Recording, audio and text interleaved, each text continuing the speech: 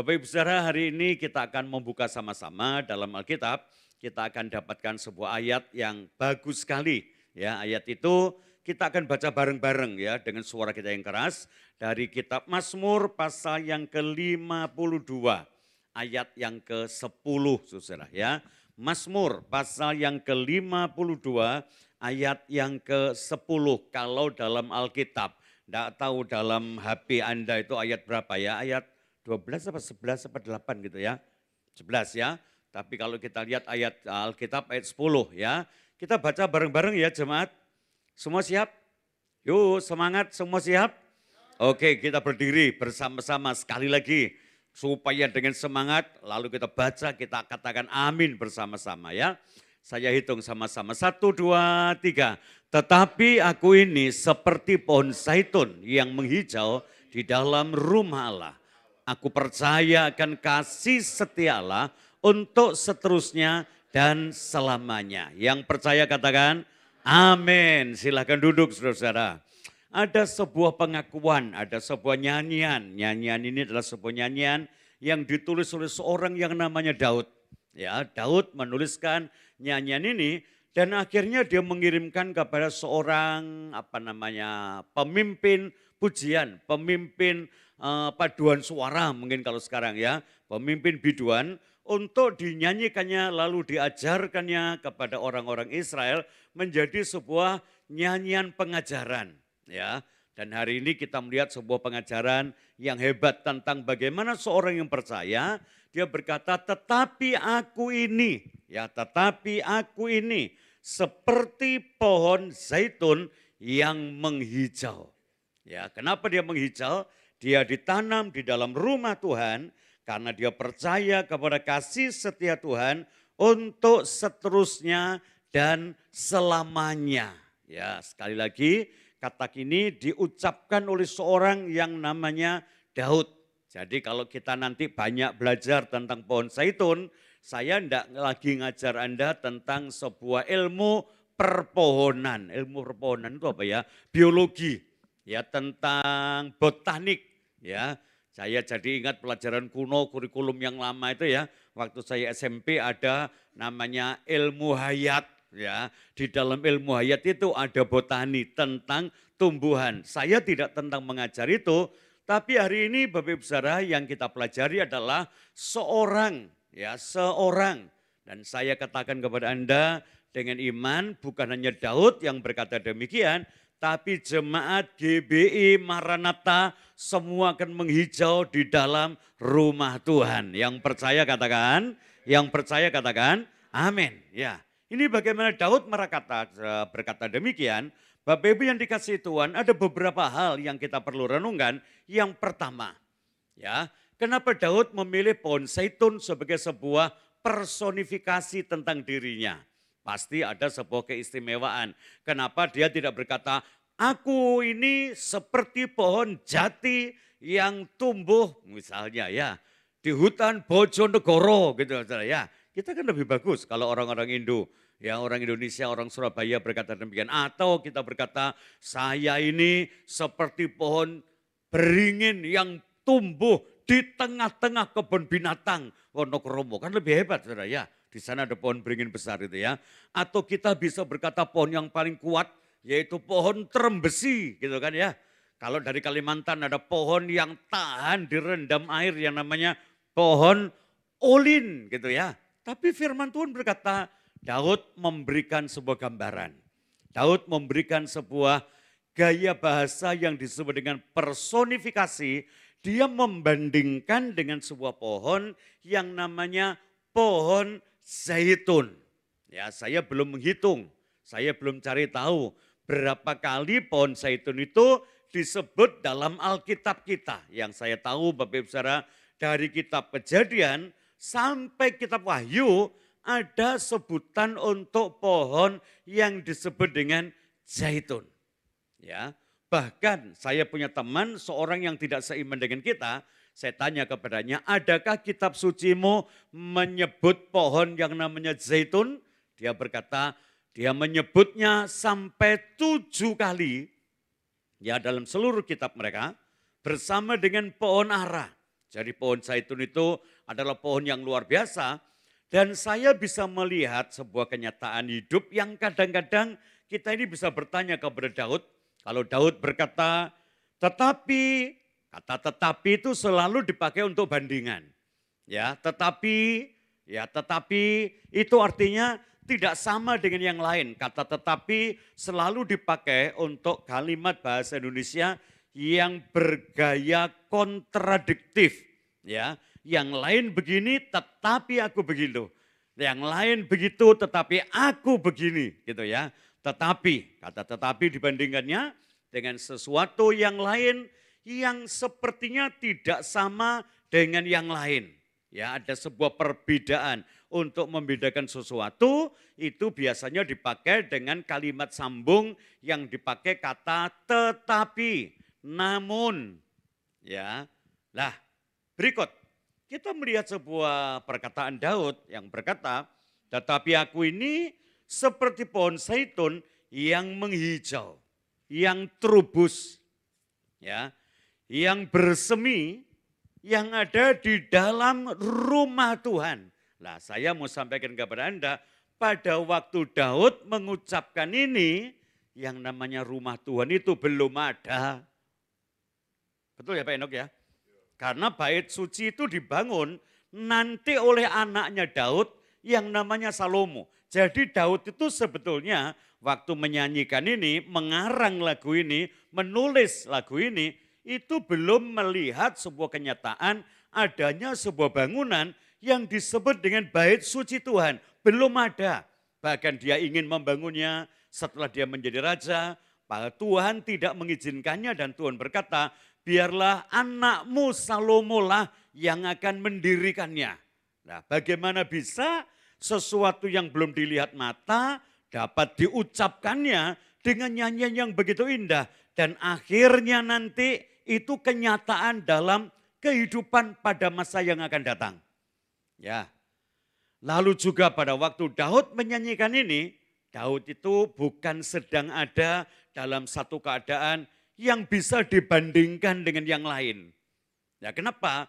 Daud itu saat itu sedang memulai sebuah zona baru dalam hidupnya, dalam suasana baru dalam kehidupannya. Kenapa?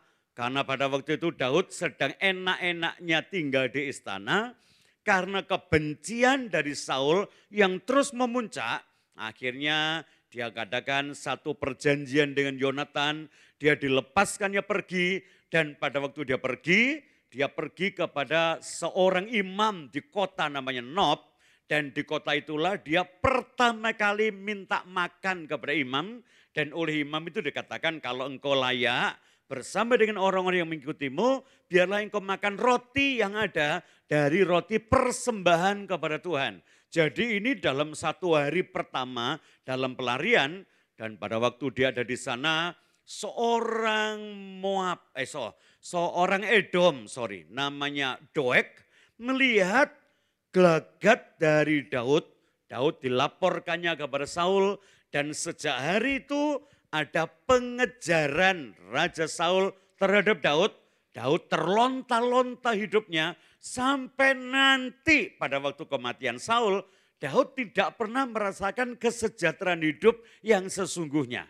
Ya, di waktu dia mengalami masa pancaroba yang hebat, sebuah penderitaan yang dimulai dengan meninggalkan zona istana, menuju zona padang gurun, mulai dikejar-kejar oleh mertuanya.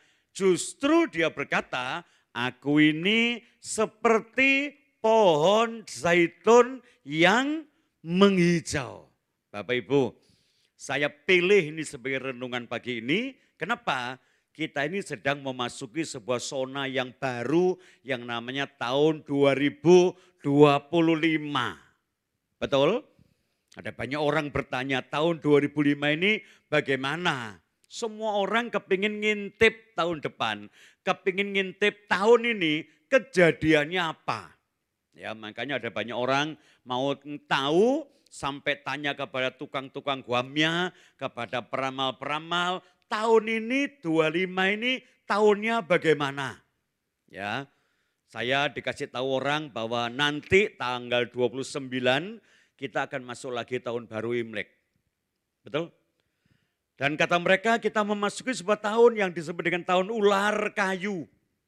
Ya, teman saya berkata, Pak Stefanus, ini kita masuk tahun ular loh. Kita ini hidup tahun ini enggak enak-enakan loh. Lah kenapa enggak enak-enakan? Tahun sulit Pak, tahun ular. Tahun ular itu tahun semua harus dilakukannya dengan segala kecerdikan katanya dia ya. Kalau tahun ini kita cerdik, kita enggak jadi loh Pak.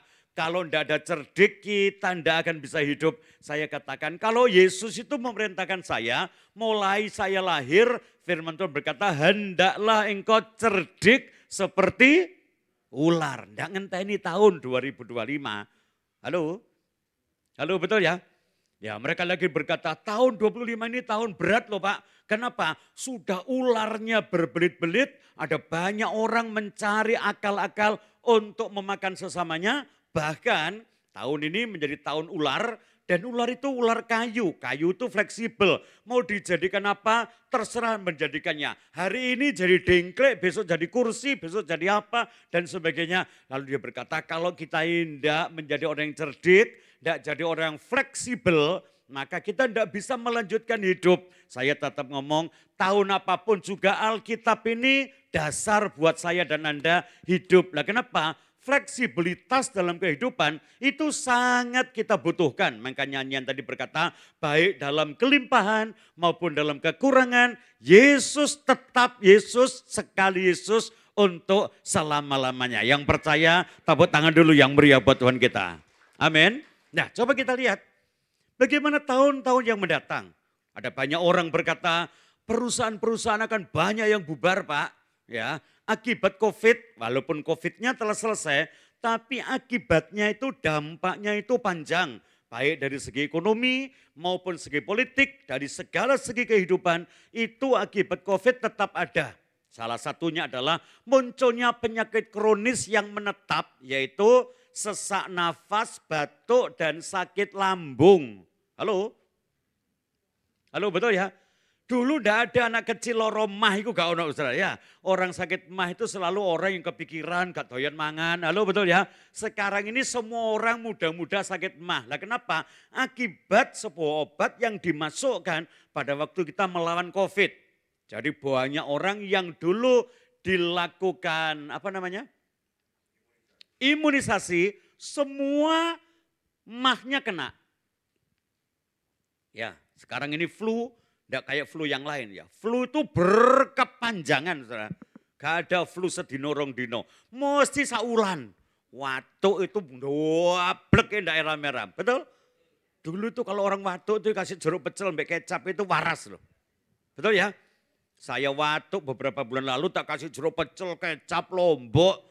Terus apa lagi ya berambang berambang rajangan sampai sak daging-dagingnya juga ya enggak waras-waras itu saudara ya. Halo betul ya?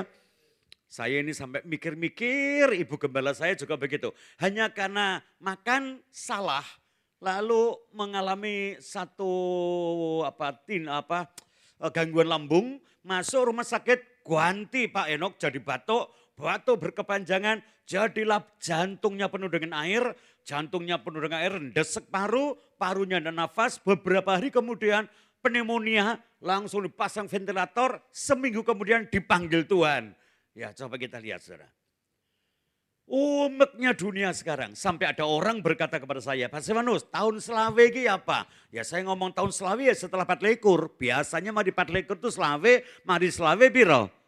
6 pasti wis. Yang ngomong gini, ojo ngono ta Pak, aku ini mau kepingin tahu ekonomi bangsa, ekonomi semua kita ini loh. Ya apa tahun depan? Saya ngomong, saya ini kalau ekonomi enggak ngerti blas. Kenapa? Enggak pernah belajar tentang ekonomi. Ya, lah yang tahu Pak Stefanus tentang ekonomi apa? Yang saya tahu ekonomi pasti lebih murah dari bisnis. Dan bisnis itu di bawahnya eksekutif. Ojo ngono ta Pak, katanya dia ya.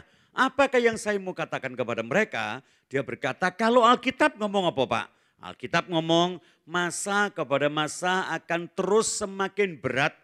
Dari waktu kepada waktu, tahun kepada tahun, dunia akan menuju kepada kesulitan demi kesulitan. Sampai puncak kesulitannya nanti dikatakan Alkitab, secupak gandum seharga sedinar dan 3 cupak jelai seharga sedinar.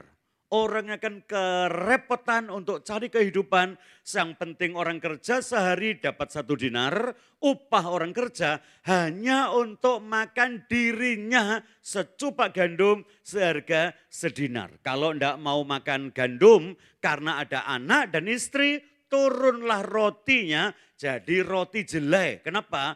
3 cupak jelai harganya juga sedinar. Jadi orang kerja cukup banyak makan.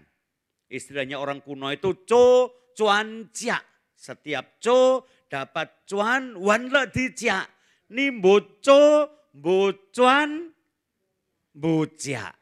Kalau sudah sampai begitu ruwetnya dunia, tapi saya tetap berkata, jemaat GBI Maranatha jangan takut dengan kesulitan apapun juga. Selagi Yesus menyertai kita, walaupun dunia masuk dalam kesulitannya, katakan dengan iman, tetapi aku ini seperti pohon zaitun yang menghijau. Di mana jemaat? Halo yang keras, di mana jemaat? Yuk bareng-bareng katakan sama-sama, 2, 3. Tetapi aku ini seperti pohon zaitun yang menghijau di rumah Tuhan. Lagi 2, 3.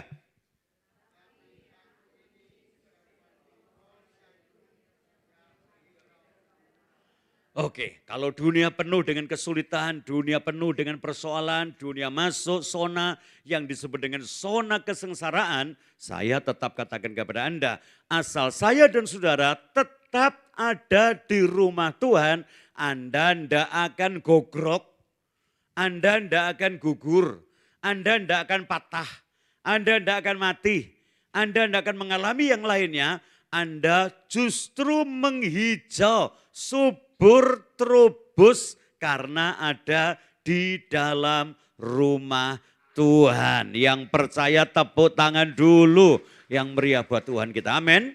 Nah, bagaimana dengan pohon zaitun? Bapak Ibu Saudara, pohon zaitun adalah sebuah pohon yang sangat istimewa dalam Alkitab kita. Ya, Alkitab saya dan Alkitab saudara mencatat bahwa pohon zaitun ini adalah lambang sebuah kehidupan karena memang pohon yang paling panjang umurnya untuk hidup adalah pohon zaitun. Ya, zaitun ini pohon yang tahan dalam semua keadaan. Dikatakan sampai sekarang ini pohon zaitun adalah pohon yang mampu berbuah pada waktu musim panas sampai 52 derajat. Ya. Ya, di belahan Eropa dan dunia yang lain, yang namanya musim panas itu Bapak Ibu Saudara, akan disertai dengan musim gugur sebelum musim semi, itu biasanya puncak panas itu hanya 45 derajat. Tapi satu kali di Israel pernah mengalami sampai 52 derajat. Apa yang terjadi?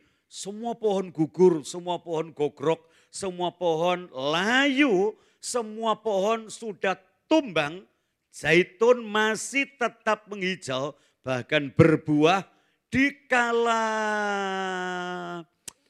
suhu, dikala udara mencapai panas 52 derajat Celcius.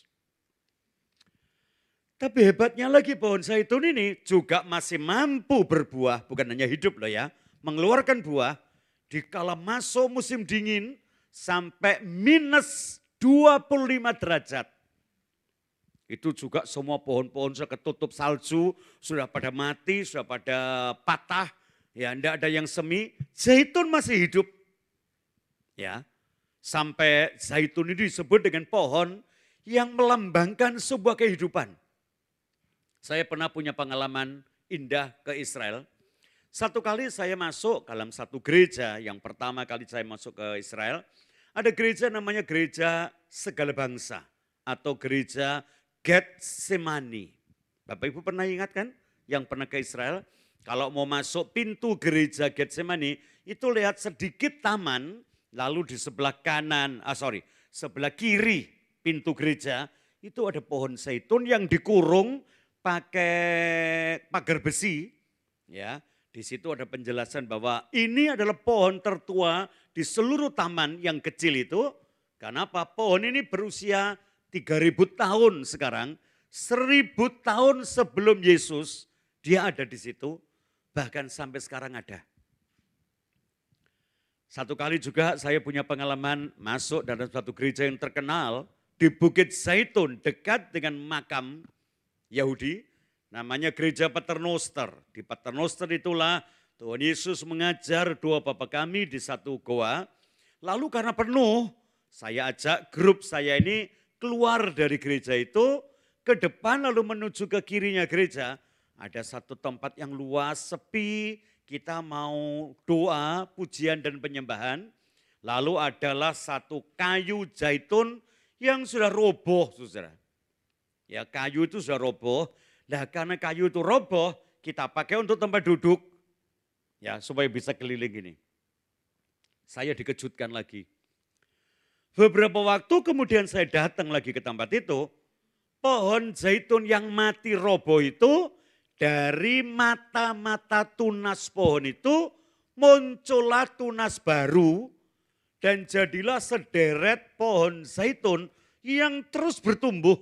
Dan tak lama kemudian, beberapa tahun kemudian, saya tidak bisa lagi duduk di kayu itu. Kenapa?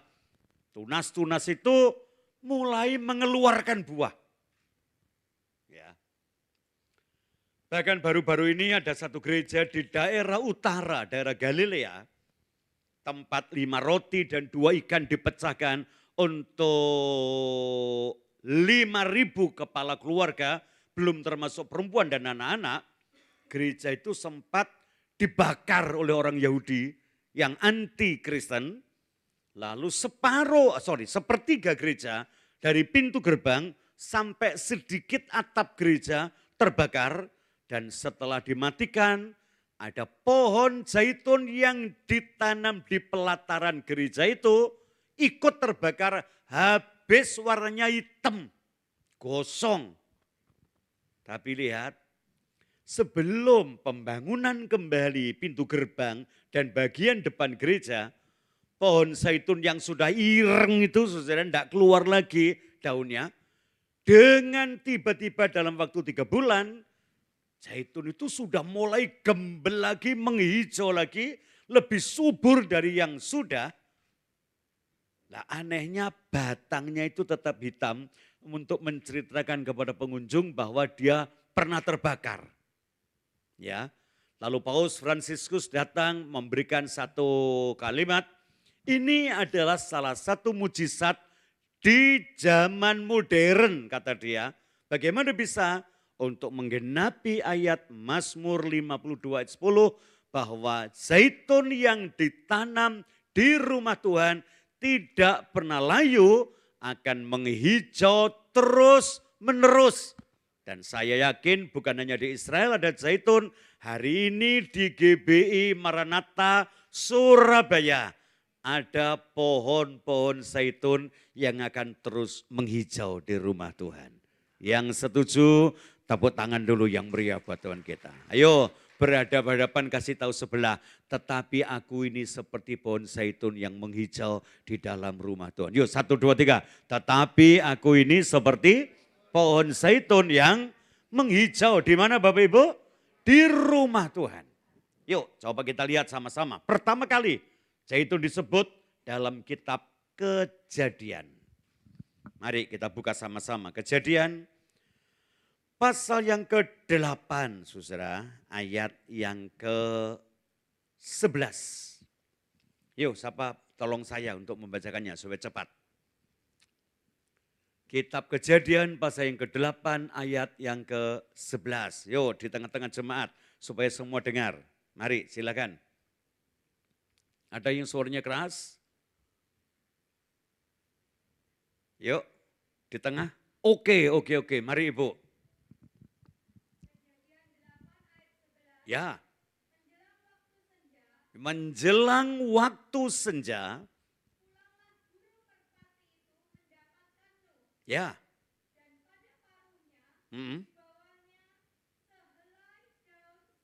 Sehelai daun zaitun yang segar. Terus.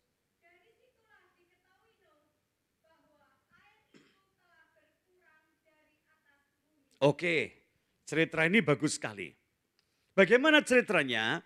Dikatakan di waktu senja pulanglah burung merpati itu mendapatkan Nuh, pada paruh burung merpati itu ada sehelai daun zaitun. Tapi jangan lupa, bukan zaitun yang alum, bukan zaitun yang layu, bukan pohon zaitun yang mati, tapi sehelai daun zaitun bareng-bareng jemaat yang segar. Ya. Kenapa saya bacakan ayat ini? Pada waktu Nuh umur 600 tahun, Bapak Ibu Saudara, 600 tahun, pada tanggal 17 bulan 1, ya lihat ya, tanggal 17 bulan 1, air bah mulai turun dan Tuhan membuka tingkap-tingkap langit serta seluruh sumber air dibukanya. Dan hari itu dunia ditenggelamkan dalam air bah. Lihat ya, tanggal 17 bulan 1 tahun 600 pada umur Nuh. Ya, jadi tahun 600 itu diambil dari umurnya Nuh. Hujan terus sampai tenggelam, banjir bandang. Alkitab berkata tidak ada satupun daratan yang tidak dipenuhi dengan air, bahkan gunung yang paling tinggi pun terendam di dalam air. Saya bisa bayangkan semua tanaman ada di sana. Dan sampai kapan?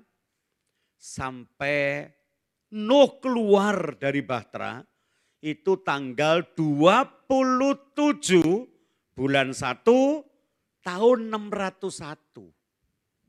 Yuk kita hitung bareng-bareng. 17 bulan 1 tahun 600, keluarnya Nuh tanggal 27 bulan 1 tahun 601. Jadi 1 tahun lebih 10 hari. Alias 370 hari. Seminggu sebelum itu, sebelum Nuh keluar, jadi kira-kira kalau tanggal 27 Nuh keluar, ini tanggal 20. 1 tahun lebih 3 hari atau 4 hari lah. Nuh itu melepaskan seekor burung merpati yang tadi kita baca. Dan pada waktu senja, merpati itu datang lagi kepada Nuh, memberikan sebuah tanda kehidupan. Maaf, dia tidak bawa pohon jambu. Merpati itu. Dia tidak bawa sehelai daun pohon jati. Tapi Alkitab dengan jelas, setelah 1 tahun lebih 4 hari, merpati itu kembali ke bahteranya Nuh dengan membawa sehelai daun zaitun. Sekali lagi, jangan lupa, pohon zaitun yang segar, berarti baru tumbuh, menghijau, semi. Betapa hebat zaitun ini, saudara. Waktu direndam dengan air bah, setahun lebih. Pohon lain tidak mampu bangkit. Pohon yang lain tidak bisa memulai kehidupan. Masih tunggu lama lagi, saudara. Tetapi yang kita lihat pohon zaitun ini, pohon yang mampu bangkit dari tengah-tengah keterpurukan. Ya boso Jowo, mari dilep setahun. Yang lain dorong ambaan, zaitun muncul dalam sebuah pertumbuhan. Halo? Amin. Dan hari ini saya menurut firman Tuhan saya dan Anda itu seperti pohon zaitun. Apapun keadaanmu, dalam keterpurukan apapun, Anda tidak akan pernah ditetapkan untuk mati dalam keterpurukan. Tidak pernah ditetapkan untuk layu dalam sebuah kesulitan. Anda tidak ditetapkan untuk menjadi gugur dalam sebuah perjuangan. Tapi Tuhan menetapkan saya dan Anda seperti pohon zaitun yang menghijau. Walaupun mengalami kesulitan. ditenggelamkan, tidak tampak dalam kehidupan setahun lebih. Tapi di dalam pohon zaitun itu ada sebuah kekuatan untuk memulai lagi kehidupan yang baru. Sehingga kita temukan belum ada pohon-pohon lain zaitun tumbuh lebih dulu. Kita tidak belajar tentang zaitun, tapi kita belajar tentang hidup saya dan hidup saudara menurut terang firman Tuhan. Yang percaya katakan, kenapa zaitun itu diizinkan Tuhan tumbuh lebih dulu? Kita lihat sekarang sifat ya dasar pohon zaitun. Yuk kita buka kitab Hakim-Hakim. Ini ada satu cerita unik dalam kitab Hakim-Hakim pasal 9. Ya. Kitab Hakim-Hakim pasal 9. Kita mulai ayat yang ke-8 Ibu. Tolong sekali lagi dari belakang supaya kita dengar pembacaan ini. Unik sekali ya. Ibu ini suaranya hebat loh. Dari sini dengar dengan jelas loh Bu. Ya. Hakim-Hakim pasal 9 pelan-pelan kita baca ayat 8. Bagaimana? Ya. Sekali peristiwa, pada satu kali ada sebuah peristiwa.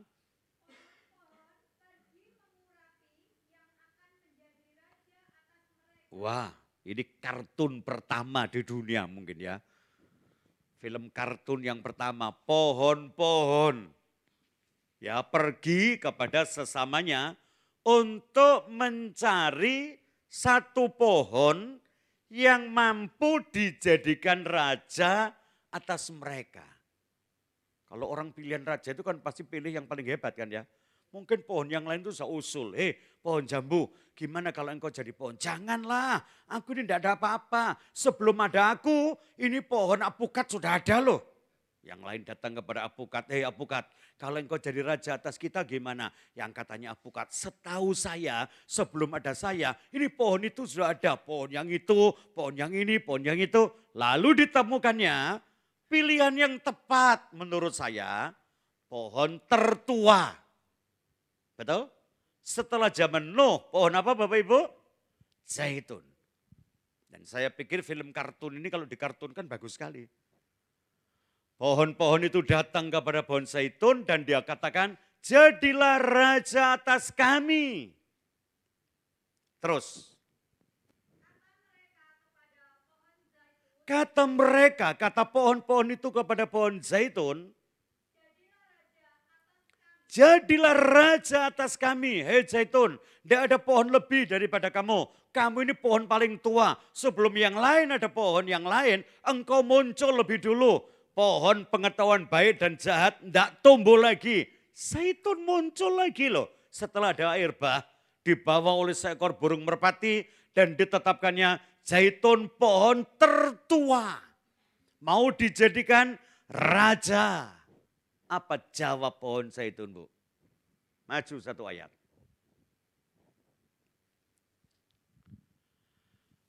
Silakan.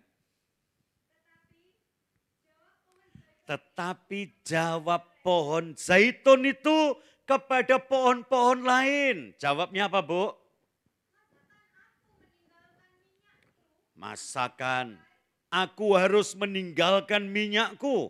Aku meninggalkan buahku. Kalau aku jadi raja atas kamu, maka aku tidak bisa berbuah lagi. Masakan aku harus meninggalkan panggilan hidupku untuk menghasilkan buah, lalu diperas jadi minyak. Dan minyak itu dipakai untuk menghormati Tuhan dan menghormati manusia. Apakah aku harus selesai untuk berbuah? Nah kenapa tidak bisa berbuah lagi Bu kalau jadi raja? Lanjut. Dan pergi melayang di atas pohon-pohon yang lain. Tercabut, terbantun, copot dari tanah. Dan melayang-layang di atas kamu. Apakah aku harus meninggalkan itu? Hanya untuk jadi raja atasmu? Kata zaitun, sorry ya.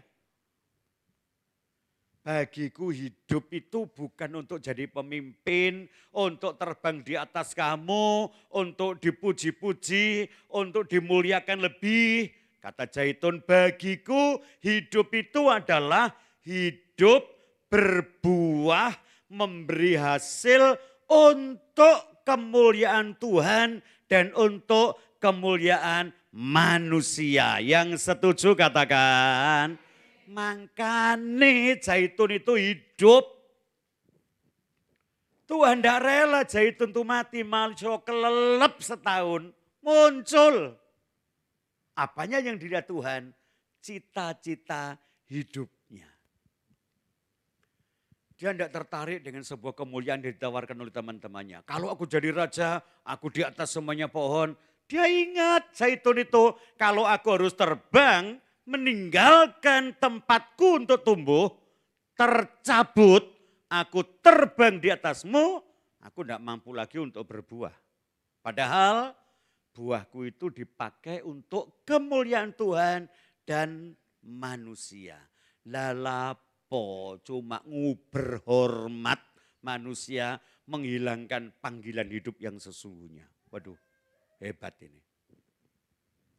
Cingli kalau pohon zaitun dikasih kesempatan pertama untuk hidup di antara pohon yang lain.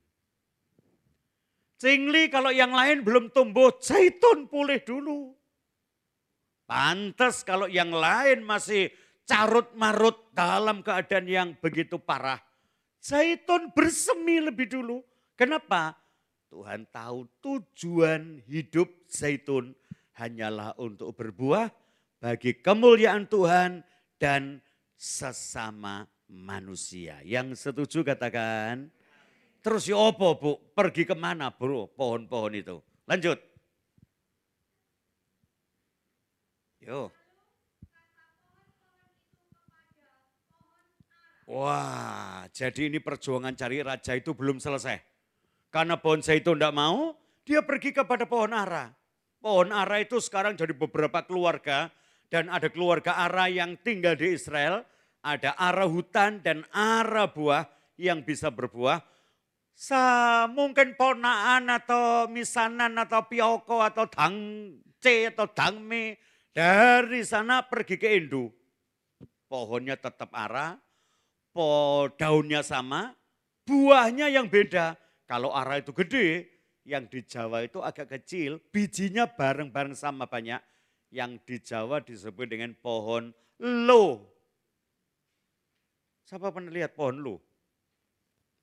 Buah lo, bunder-bunder isinya banyak. Kalau di Israel dipakai manisan, di sini dipakai rujak, sepet-sepet opo gitu ya. Pernah lihat? Nah, ada lagi keluarga lain dari pohon ini, pohon ara. Daunnya masih juga ada, tapi ada yang tidak berbuah. Biasanya dipakai dengan hiasan. Ya. Tapi ada juga berubah wujud, tapi keluarganya sama, yaitu pohon beringin. Buahnya tetap kecil-kecil, isinya wakeh, belas tidak kena dipangan. Tapi pohonnya untuk semedi kalau orang di Jawa. Dipuja-puja, itu pohon beringin. Sampai muncul lagu keroncong yang berkata, pohon beringin. Pernah dengar? Pohon yang dipuja bangsa. Sampai jadi lambang golongan karya. Sing kuning-kuning itu ya. Halo? Apa kata pohon ara? Maukah dia jadi raja? Silakan.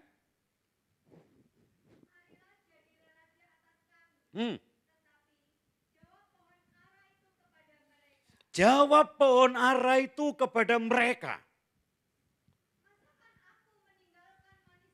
Nah. Wah. Terus? Sebentar. Lalu pohon ara pun berkata, enggak. Kalau zaitun punya nilai hidup, zaitun punya satu tekad hidup, bagiku hidup adalah memberi buah. Masakan aku akan jadi raja atasmu. Aku pun tidak mau, kata pohon ara. Terus nanti Cik, pohon-pohon itu. Kepada pohon anggur. Terus. Ayo anggur, karena zaitun tidak mau, karena ara tidak mau, engkau saja jadi raja atas kami. Terus? Tapi pohon anggur itu menjawab kepada pohon-pohon lain. Apa jawabannya, Bu? Masakan aku harus meninggalkan air buah anggurku, katanya. Wah, kok sama persis dengan zaitun. Terus lihat saya sebentar sekarang. Silakan duduk dulu, Bu. Pohon zaitun dikasih kejabatan raja tidak mau. Ara tidak mau. Anggur juga berkata, anggur jawabnya sama dengan zaitun. Masakan aku harus tinggalkan buahku, yaitu perasan anggur, air anggur yang dipakai untuk memuliakan, menyenangkan hati Tuhan dan menyenangkan manusia. Aku harus terbang di atas kamu. Ya, saya katakan kepada saudara, kalau zaitun menjadi pohon yang hebat, yang terus menghijau, anggur juga jadi begitu. Nanti pada pasal-pasal berikutnya, Mazmur 138, Daud berkata, laki-laki yang takut akan Tuhan seperti pokok zaitun, dan istrimu akan menjadi pohon anggur yang subur di rumahmu, anak-anakmu menjadi tunas-tunas zaitun di sekeliling mejamu. Hari ini Anda tidak perlu susah dengan kehidupan. Wis aja mikiri tahun ular kayu, tahun ular kadut, tahun ular robo, terserah kono lah sudah. Kalau muncul tahun kadal ijo, tak kodok kongkang, wis buah no wis. Apapun tahunnya, kita akan menghijau dalam rumah Tuhan. Kita akan terus ada dalam hadirat Tuhan. Yang setuju katakan amin. Apakah pohon-pohon itu berhenti untuk mencari raja? Coba kita lihat cerita berikutnya. Kepada siapakah pohon-pohon itu pergi? Dan cerita itu akan bersambung dalam siaran kedua. Di tempat yang sama pukul 9 pagi hari ini juga.